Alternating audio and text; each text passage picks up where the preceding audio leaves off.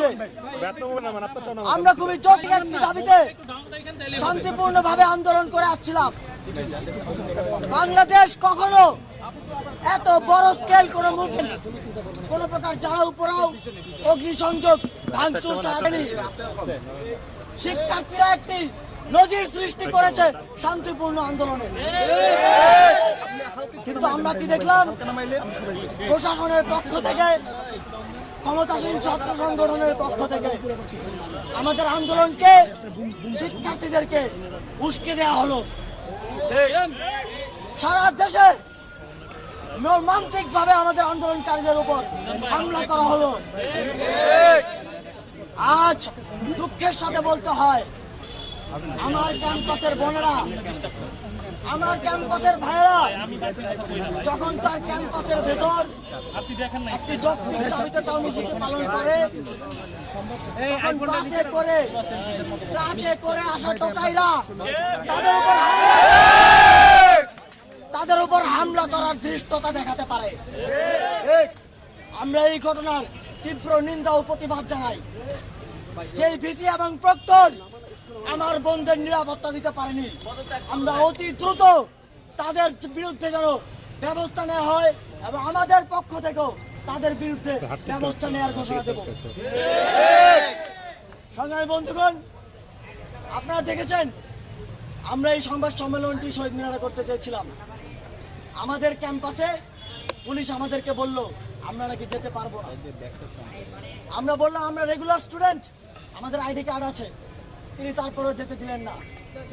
অথচ আমাদের ক্যাম্পাসের ভেতর ওই টোকাইরা ঘুরে বেড়াচ্ছে।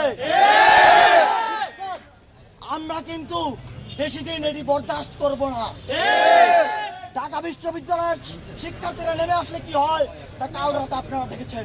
এই টোকাইদের ঠিকানা এই ক্যাম্পাসে হবে না, এই টোকাইদের ঠিকানা এই ক্যাম্পাসে হবে না, এই ক্যাম্পাসে হবে না, টোকাইদের ঠিকানা, টোকাইদের ঠিকানা এই ক্যাম্পাসে হবে না, সন্ত্রাসীদের ঠিকানা এই ক্যাম্পাসে হবে না, সন্ত্রাসীদের ঠিকানা এই কর্মসূচি উদ্যোগ নির্দেশনা দিলেন আমাদের অন্যতম সমন্বয়ক নাহিদ ইসলাম।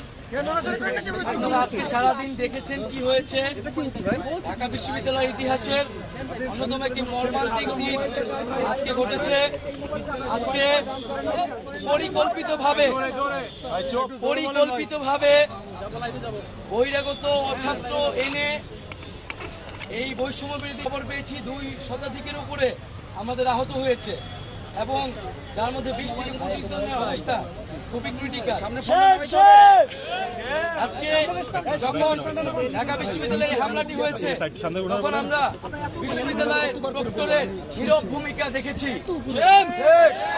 আমরা এই প্রক্টর চাই না, আমরা প্রক্টরের কাছে জবাবদিহি চাই যে এই প্রক্টর কি করে।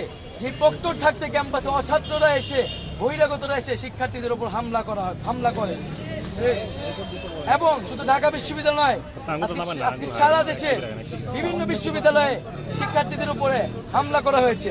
আমরা মনে করি এই হামলা পরিকল্পিতভাবে ঘটানো হয়েছে। আমরা গত কয়েকদিন ধরে বলছিলাম যে সরকার, আইন শৃঙ্খলা বাহিনী এবং সরকার দলীয় ছাত্র সংগঠন পরিকল্পনা করছে এই আন্দোলনকে দমন করার জন্য, সহিংসভাবে এই আন্দোলনকে দমন করার জন্য। এইভাবে সহিংসভাবে এই আন্দোলনকে দমন করা সম্ভব নয়। এবং আজকে যে আমাদের কর্মসূচি ছিল, প্রধানমন্ত্রীর যে বক্তব্য, শিক্ষার্থীদের প্রতি অপমানসূচক বক্তব্য, সেই বক্তব্যের প্রত্যাহারের দাবিতে কিন্তু আজকে আমাদের কর্মসূচি ছিল। আমরা এখনো আজকের এই প্রেসিডেন্ট থেকে বলতে চাই, প্রধানমন্ত্রীর যে বক্তব্য, সেই বক্তব্যকে কিন্তু আমরা প্রত্যাহার করি, আমরা প্রত্যাখ্যান করি এবং আমরা নিন্দা জানাই যে প্রধানমন্ত্রী হয়ে সরকারের সর্বোচ্চ জায়গা থেকে আমরা আশা করেছিলাম তিনি দেশে এসে কোটা সংস্কারের যৌক্তিক সমাধানের একটা পথ দেখাবেন। তা না করে তিনি কোটা সংস্কার আন্দোলনকারীদের প্রতি যে কটূক্তি করেছেন, রাজাকারের নাতি বলে ইঙ্গিত করেছেন, এটি নিন্দনীয় এবং এর জন্য তার প্রকাশ্যে ছাত্র সমাজের কাছে দুঃখ প্রকাশ করা উচিত। এবং আমরা একই সাথে দেখেছি যে প্রধানমন্ত্রী শুধু আমাদের নিয়ে নয়, আমাদের শিক্ষকরা যে আন্দোলন করছে সেই শিক্ষকদের আন্দোলন নিয়েও কটূক্তি করেছে। আমরা এটিরও তীব্র নিন্দা জানাচ্ছি। এবং আজকে সারাদিনে যা ঘটেছে, আমরা সারা দেশের মানুষের কাছে আহ্বান করব, আপনারা নেমে আসুন, আপনারা সকল শিক্ষা প্রতিষ্ঠান শিক্ষার্থীরা নেমে আসুন, সাধারণ মানুষ নেমে আসুন, স্কুল কলেজ প্রাইভেট বিশ্ববিদ্যালয়ের সকল শিক্ষার্থীরা একযোগে নেমে আসুন এবং শিক্ষার্থীদের এই আন্দোলনকে সফল করুন এবং এই হামলার বিচার আদায় করুন। আগামীকাল আজকের যে হামলা, সেই হামলা এবং প্রধানমন্ত্রীর বক্তব্যের প্রত্যাহার এবং আমাদের যে এক দফা দাবি কোটা সংস্কারের, তার দাবিতে আগামীকাল বিকাল 3টায় সারা দেশের সকল ক্যাম্পাসে বিক্ষোভ মিছিল এবং সমাবেশ অনুষ্ঠিত হবে এবং সারা দেশের সকলকে আহ্বান করব যে আপনারা এই বিক্ষোভ মিছিল সমাবেশে সাধারণ মানুষকে অংশগ্রহণ করিয়ে এই মিছিলকে বড় গণজমায়েত তৈরি করুন এবং বৃহত্তর গণ আন্দোলনের দিকে আমাদেরকে যেতে হবে। কারণ এই আন্দোলন শুধু আর ছাত্রদের আন্দোলন নাই, এই আন্দোলনে যখন সরকারের জায়গা থেকে সর্বোচ্চ জায়গা থেকে পরিকল্পনা করে উস্কানি দিয়ে এই আন্দোলনকে দমন করার চেষ্টা করা হচ্ছে, সাধারণ মানুষকে এই আন্দোলনে নেমে আসতে হবে এবং আগামীকাল আমরা বিক্ষোভ মিছিল সমাবেশ করব এবং এরপর আমরা সারা দেশে অবরোধ কর্মসূচি ঘোষণা করব।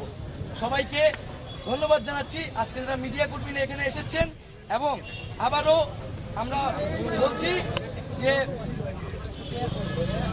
আগামীকালকার বিক্ষোভ মিছিল প্রথম থেকে বলে এসেছি যে আমাদের আন্দোলন মুক্তিযুদ্ধের যে মূল মন্ত্র সাম্য, মানবিক মর্যাদা এবং সামাজিক সুবিচার, সেই মূল মন্ত্রকে ধারণ করেই কিন্তু আমরা বৈষম্যের বিরুদ্ধে আন্দোলন করছি। আমরা মনে করি 56%